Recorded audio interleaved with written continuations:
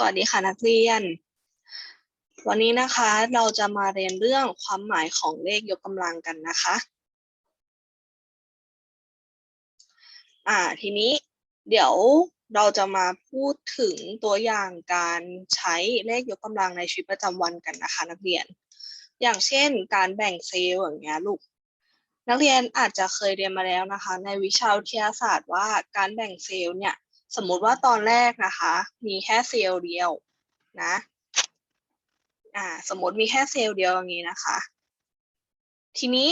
พอเวลาผ่านไปสมมติว่าเวลาผ่านไปสักกี่นาทีดี สมมติเวลาผ่านไป2 นาทีก็ได้อะไรอย่างนี้ แล้วเซลล์เนี่ยกลายเป็น2 อัน แตกตัวกลายเป็น2 อันนะคะ ทีนี้พอเวลาผ่านไปอีกนะคะ จาก2 อันเนี่ยอาจจะแตกตัวเพิ่มนะคะ แต่ละอันเนี่ยก็แตกตัวเพิ่มได้เป็น2 อันเหมือนกันนะคะ จากตอนแรกมีกี่อันนะลูก จากตอนแรกมี1 อันใช่ปะกลายเป็นมีกี่เซลล์แล้วเนี่ย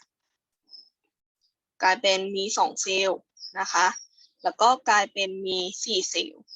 ทีนี้สมมติว่าเราก็ให้มันแตกตัวต่อไปอีกนะคะ อันนี้ก็กลายเป็นเพิ่มขึ้นมาใช่ไหมคะอีก2 เซลล์ อันนี้ก็เพิ่มขึ้นมาอีก2 เซลล์นะคะ อันนี้ก็แตกตัวเพิ่มขึ้นมาอีก2 เซลล์ ส่วนอันนี้ก็แตกตัวเพิ่มขึ้นมาอีก2 เซลล์นะคะทำให้ตอนนี้เป็นไงลูก ตอนนี้กลายเป็นกี่เซลล์ลูก2 4 6 8ใช่ไหม8 เซลล์แหละซึ่งจริงๆแล้วนะคะ ตัวเลขเหล่านี้ถ้าเรามาดูกันจริงๆเนี่ยอย่าง1เนี่ยมันมาจากอะไร1เนี่ยเราสามารถเขียนให้อยู่ในรูป2ยกกำลัง0ได้ใช่ปะ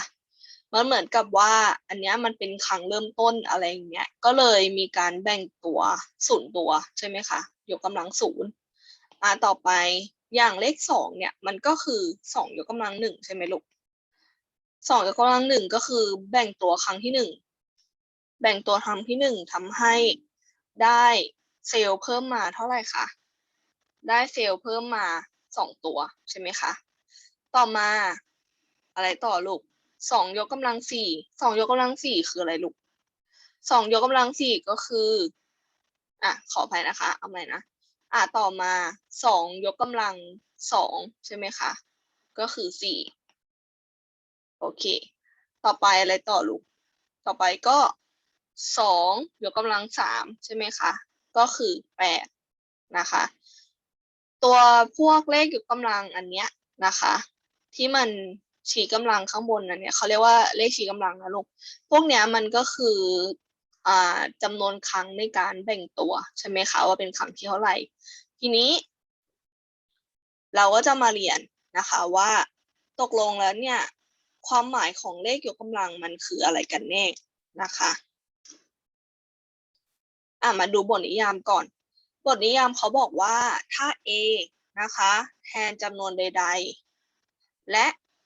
n เนี่ยแทนจำนวนเต็มบวกจำนวนเต็มบวกก็คืออย่างเช่นพวกเลข1เลข2เลข3เลข4ใดๆไปเรื่อยนะคะแล้วเขาบอกว่า a เนี่ยยกกำลัง n นะคะ a ยกกำลัง n หรือ a กำลัง n นะคะสามารถเขียนแทนด้วยอันนี้ลูกสัญลักษณ์อันนี้นะคะจำให้ดีนะคะซึ่งมันจะมีความหมายแบบนี้ลูกดูหน้าต่อไปนะถ้า a ยกกำลัง n นะคะหมายถึงอะไรหมายถึงว่าการเอา a มาคูณกัน n ตัวนะคะโดยเราจะเรียกอันเนี้ยนะคะว่าเลขยกกำลังแล้วก็เขาจะบอกว่าตัว a เนี่ยค่ะเขาจะเรียกว่าฐานนะคะตัว a เขาจะเรียกว่าฐานส่วน n เนี่ยเขาเรียกว่าเลขชี้กำลังนะคะโอเคทีนี้เพื่อให้เห็นภาพมากขึ้นนะคะเดี๋ยวเรามาดูอันนี้จากบทนิยามเมื่อกี้นะคะสัญลักษณ์อันนี้ถ้าเรียนเห็นในโจทย์นะคะสัญลักษณ์อันนี้หมายถึงอะไรสัญลักษณ์อันนี้ก็คือเราสามารถอ่านได้ว่า2ยกกำลัง4นะคะ2ยกกำลัง4หรือ 2 กำลัง 4ก็ได้นะคะ หรือถ้าไม่อ่านว่า2 กำลัง 4เนี่ยนักเรียนจะอ่านว่ากำลัง 4ของ2ก็ได้นะคะ อ่านได้หลายแบบนะคะไปต่อนะ อย่าง2ยกกำลัง 4เนี่ยค่ะ มันก็หมายความว่าเราต้องเอา2มาคูณกัน4ครั้งนะคะเอา2มาคูณกัน4ครั้งถ้าเอา2กำลัง4แบบนี้นะคะเราก็บอกได้ว่า2เนี่ยเป็นฐานนะคะ2เป็นฐานแล้วก็4เนี่ยเป็นเลขชี้กำลังนะคะ4เป็นเลขชี้กำลังทีนี้เดี๋ยวเรามาดูต่อนะลูกคราวนี้ถ้าสมมติว่าตัวฐานเนี่ยมันไม่ใช่จำนวนบวกนะคะถ้าตัวฐานไม่ใช่จำนวนบวกอย่างเช่นตัวอย่างอันเนี้ย-3เนี่ยค่ะมันก็สามารถอ่านได้ว่า-3ทั้งหมดนะคะทั้งหมดยกกำลัง3ให้นักเรียนโฟกัสตรงนี้โฟกัสตรงคำว่าทั้งหมดนะคะทั้งหมดทำไมให้โฟกัสตรงนี้เพราะว่าถ้ามีคำว่าทั้งหมดนะคะยกกำลัง3ลักษณะอย่างเงี้ยค่ะมันก็คือเวลาที่เราเอาเลขยกกำลังเนี่ยมายกกำลังในจำนวนที่มันมีการใส่วงเล็บแบบเนี้ยนะคะเราจะอ่านว่า-3ทั้งหมดยกกำลัง3นะคะหรือกำลัง3ของ-3ก็ได้ซึ่งมันหมายความว่ายังไงมันก็คือการเอา-3เนี่ยค่ะมาคูณกัน3ครั้งเห็นไหมคะซึ่งเราสามารถบอกได้ว่า-3เนี่ยเป็นฐานนะคะแล้วก็มี3เป็นเลขชี้กำลังนะคะทีนี้ถ้านะคะ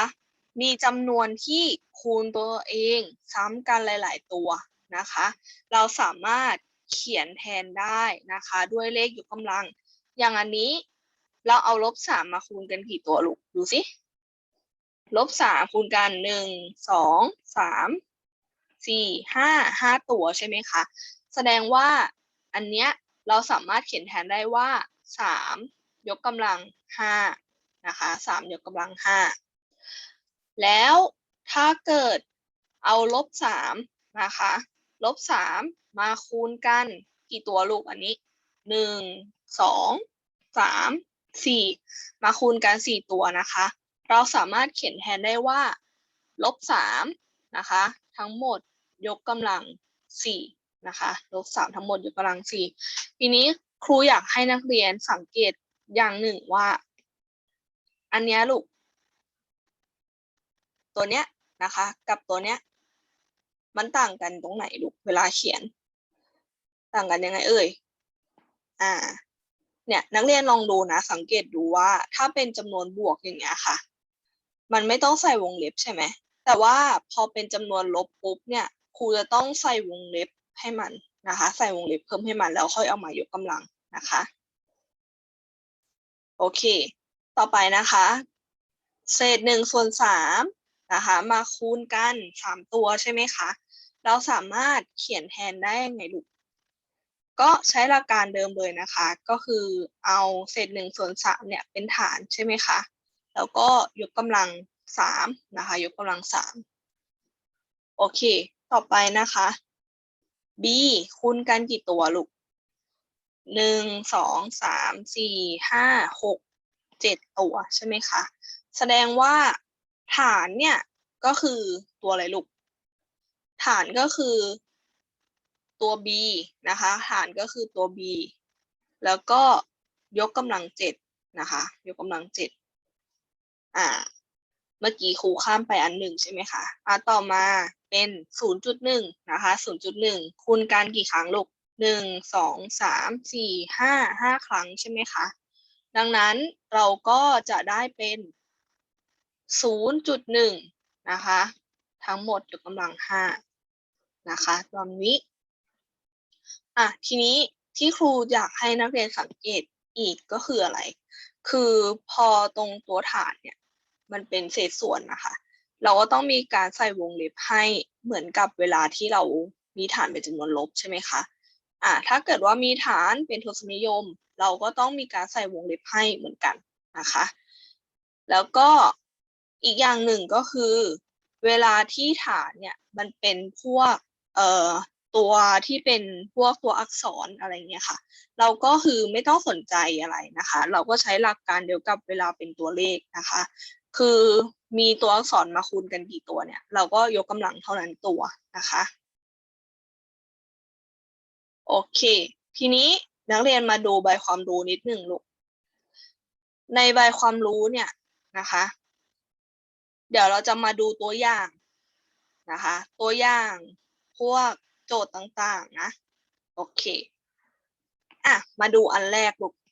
5 ยกกำลัง 4อ่านว่าอะไรเอ่ย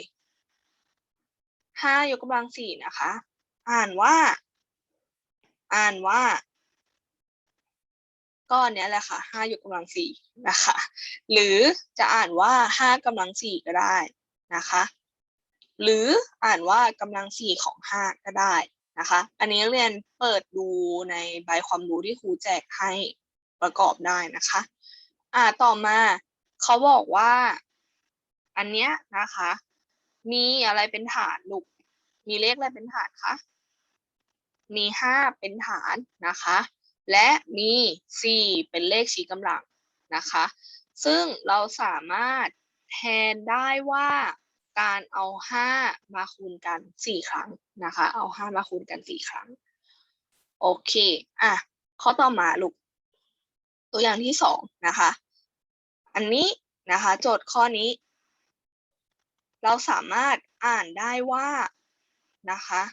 -3ทั้งหมดยกกำลัง5นะคะหรือกำลัง5ของ-3ก็ได้นะคะซึ่งซึ่งจะมี-3นะคะเป็นฐานแล้วก็มีอะไรเป็นเลขชี้กำลังคะมี5มี4เหรออันนี้ผิดนะลูกต้องเป็นอะไรคะต้องเป็น5นะคะเป็นเลขชี้กำลังนะคะซึ่งยังไงต่อเราสามารถแทนได้ว่าเอา-3มาคูณกัน5ครั้งนะคะ-3มาคูณกัน5ครั้งโอเคต่อมาลูกอันนี้นะคะอันนี้อ่านว่าเศษ1/3ทั้งหมดยกกำลัง6นะคะเศษ1/3ทั้งหมดยกกำลัง6นะคะหรือเราจะอ่านอีกอย่างหนึ่งก็ได้นะคะว่ากำลัง6ของเศษ1/3นะคะซึ่งเราสามารถบอกได้ว่าฐานของมันเนี่ยก็คือเศษ1/3ใช่ไหมลูกนะคะแล้วก็มี6เป็นเลขชี้กำลังนะคะสามารถเขียนแทนได้ด้วยการเอาเศษ1/3เนี่ยมาคูณกันทั้งหมด6ครั้งนะคะคูณกันทั้งหมด6ครั้งโอเคก็ต่อมานะคะตัวอย่างที่4ตัวอย่างที่4ก็อ่านว่าอะไรลูก1.4นะคะทั้งหมดยกกำลัง2นะคะหรือกำลัง2ของ1.4ก็ได้นะคะซึ่งเราจะมี1.4เป็นฐานนะคะและมี2เป็นเลขชี้กำลังนะคะสามารถแทนได้ด้วยการเอา1.4มาคูณกัน2ครั้งนะคะโอเคก็ไม่มีอะไรเนาะนะให้ย้ำเตือนอีกนิดหนึ่งว่าพวกตัวเลขนะคะที่เป็นจำนวนเต็มลบ